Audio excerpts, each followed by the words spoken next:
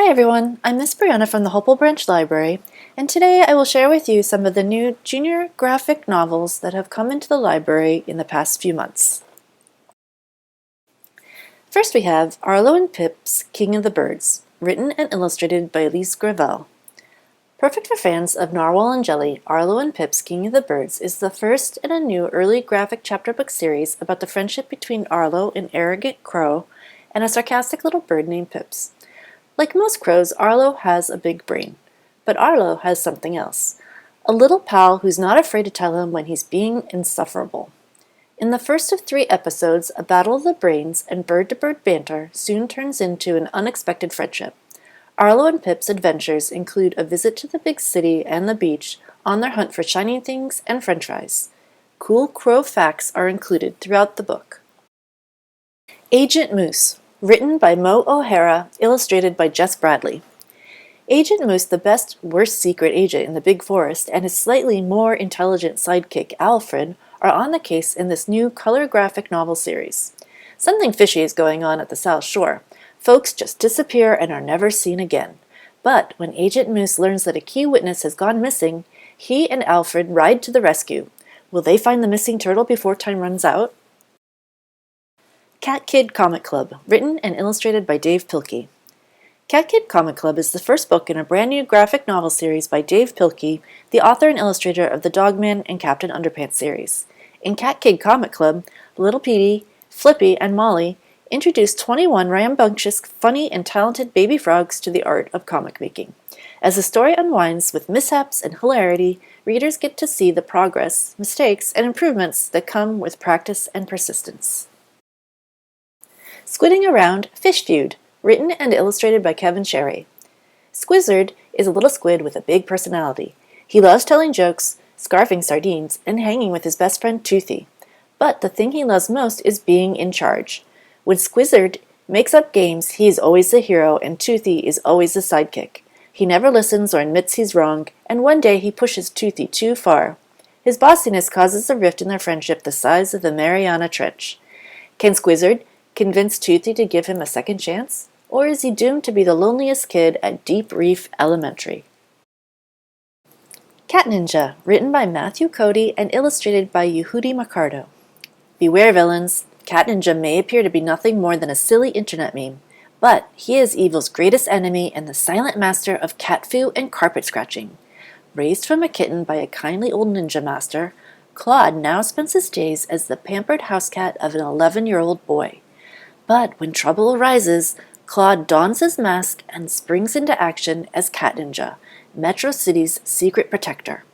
In Book 1 of the series, follow our feline hero's early exploits as he tries to keep his secret identity under wraps while thwarting the evil plans of slimy thugs, rampaging robots, and a certain rodent nemesis who lives under the same roof. Super Sidekicks, No Adults Allowed, written and illustrated by Gavin On Than. Superheroes have it so easy. They don't have to clean their secret headquarters, wash alien bloodstains out of their costumes, or walk superbutt. No, they leave that for their sidekicks, while they get all the credit. Well, Junior Justice, aka JJ, has had enough. He thinks it's time the sidekicks made a team of their own. Dynamite and Flygirl are ready to join the team, but first they have to prove to the adult superheroes that they're more than just sidekicks. And once the evil Dr. Enoch discovers his favorite pet Goo has left him, the world might need saving sooner rather than later. Animorphs The Invasion, based on the novel by K.A. Applegate and Michael Grant, adapted by Chris Grine. Sometimes weird things happen to people. Ask Jake. He could tell you about the night he and his friends saw a strange light in the sky that seemed to be heading right for them. That was the night 5 normal kids learned that humanity is under a silent attack, and were given the power to fight back. Now Jake, Rachel, Cassie, Tobias, and Marco can transform into some of the most dangerous creatures on Earth, and they must use that power to outsmart an evil greater than anything the world has ever seen. Katie the Catsitter, written by Colleen A.F. Venable, illustrated by Stephanie Yu. Katie is dreading the boring summer ahead while her best friends are all away at camp, something that's way out of Katie and her mom's budget. Unless Katie can figure out a way to earn the money for camp herself. But when Katie gets a job cat-sitting for her mysterious upstairs neighbor, life gets interesting. First, Madeline has 217 cats, and they're not exactly normal cats. Also, why is Madeline always out exactly when the city's most notorious villain commits crimes? Is it possible that Katie's upstairs neighbor is really a supervillain? Can Katie wrangle a whole lot of wayward cats and save a best friendship and crack the biggest story in the city's history? Some heroes have capes, Katie has cats. Blades of Freedom, Nathan Hale's Hazardous Tales, Book Number 10, written and illustrated by Nathan Hale. Discover the story of the Haitian Revolution, the largest uprising of enslaved people in history, in this installment of the Nathan Hale's Hazardous Tales graphic novel series. Why would Napoleon Bonaparte sell the Louisiana Territory to the recently formed United States of America? It all comes back to the island nation of Haiti, which Napoleon had planned to use as a base for trade with North America.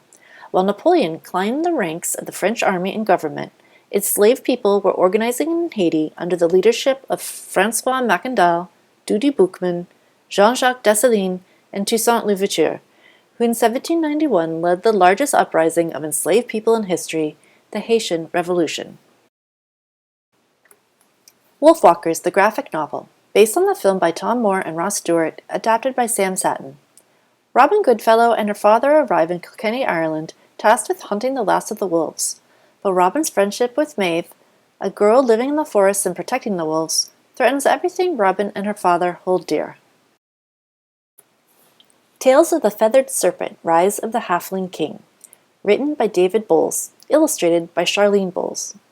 In this new middle-grade graphic novel, a magical boy from Mayan mythology faces impossible tasks and a ruthless king to save the people of Mexico, the first of a series based on ancient Mesoamerican myths and legends. 7 Good Reasons Not to Grow Up, written and illustrated by Jimmy Gownley. The kids at prestigious Great Cliff Academy are in for a surprise when their hero Kirby Finn turns out to be something he's not. To his friends at Great Cliff Academy, Kirby seems to have it all: charms, brains, and a lucky streak that won't quit. He's also the notorious hero creating the snarky videos 7 Good Reasons Not to Grow Up, which expose just how dumb adults can be. Why would any kid want to be one of them? But there's also a mystery about Kirby, and when his best friend Raja finds out his secret, Kirby, Raja, and their friends have to grow up fast and face the world head-on. The Inkberg Enigma, written and illustrated by Jonathan King. Miro and Zia live in Aurora, a fishing town nestled in the shadow of an ancient castle. Miro lives in his books. Zia is never without her camera. The day they meet, they uncover a secret. The fishing works, the castle, and the town council are all linked to an ill-fated 1930s Antarctic expedition, but the diary of that journey has been hidden, and the sea is stirring up unusual creatures. Something has a powerful hold over the town. With Zia determined to find out more, Miro finds himself putting aside his books for a real adventure. Forget Me Nat, written and illustrated by Maria Scrivan. The sequel to best-selling graphic novel Nat Enough. For the first time in her life, Natalie feels confident. Her talents are being recognized, she has supportive friends, and she's spending a ton of time with her crush, Derek. But when Derek tells Natalie that he just wants to be friends, Natalie's self-confidence quickly changes to self-doubt. As she tries to recover from her broken heart, Natalie casts aside her talents and even her friends. With no one to turn to, Natalie will have to pull herself out of this mess on her own. If you'd like to place a hold on any of the graphic novels I shared with you today, please visit our website at www.mcl.org. Thank you for watching. I hope to see you soon.